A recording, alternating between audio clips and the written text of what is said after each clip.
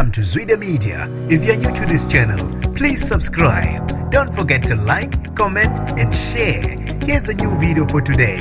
Enjoy.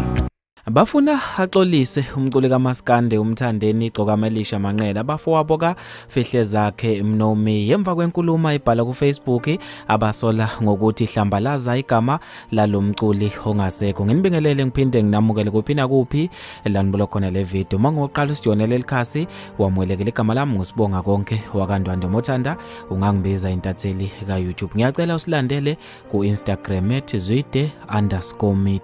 Bathi ukuthele bakana unwabo abafowabo ka fihle zakhe Mnomi ongasekho emhlabeni ngenkulumo yeGcokama elisha abasola ukuthi hlambalaza igama lalomculi ize noma engasekho emhlabeni. Lokhu kuze emva kwe-podcast ebangolesihlanu lapha ku YouTube kumbuso wamaciko lapho kwakumanye khona amagedangoma eGcokama elisha uPholo kanye noma Ashonisa babegeqa khona amagula bebuza ipresenter uZulu Glama Mthalano ngumethulo ohlelo lukaMaskandi njalo ngolesihlanu ukhona lapha ku YouTube kumbuso wamaciko. Ayilokho ebuze njalo umbuzo ukuthi ngampela kuliqiniso na ukuthi iGcokama elisha lethandana nabantu bobulili ofanayo na kulamagedangoma labe selicasuka ligana unwabo iGcokama elisha labe seloposta umbhalo oveza konke ngalomuntu ukuthi cha lona liyamazi futhi limazela kuphi. Wabhala umbhalo ofundeka kanje wathi ngimazela emlazi e17 kwathi hostel yena wayemuhle umntana omuntu ngaleso sikhathi lo sisi wayekipite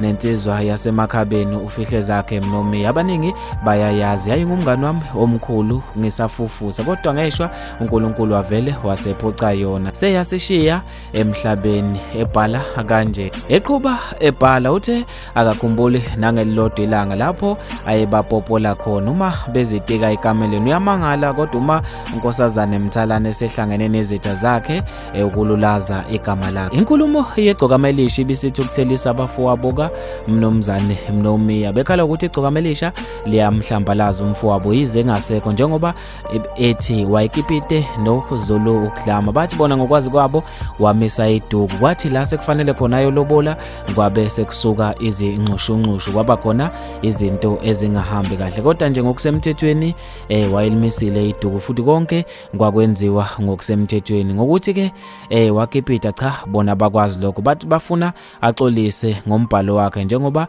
udicelela phansi igama likamfowabo futhi ke bathi ukuthelise kakhulu lokho. Ngizofisa ukwazi ke mina bafethu lapha ku comment section ukuphala kweni ngalolu daba ukuthi ngampela ngabe kukhona na okwrong okwenziwe iGcokama elisha noma uthi nje cha ngampela liba hlambalazile abafowabo ka Mnomi bafethu ke mina sengiphuma kanje ngizofisa ukwazi ukuphala kweni khona lapha ku comment section.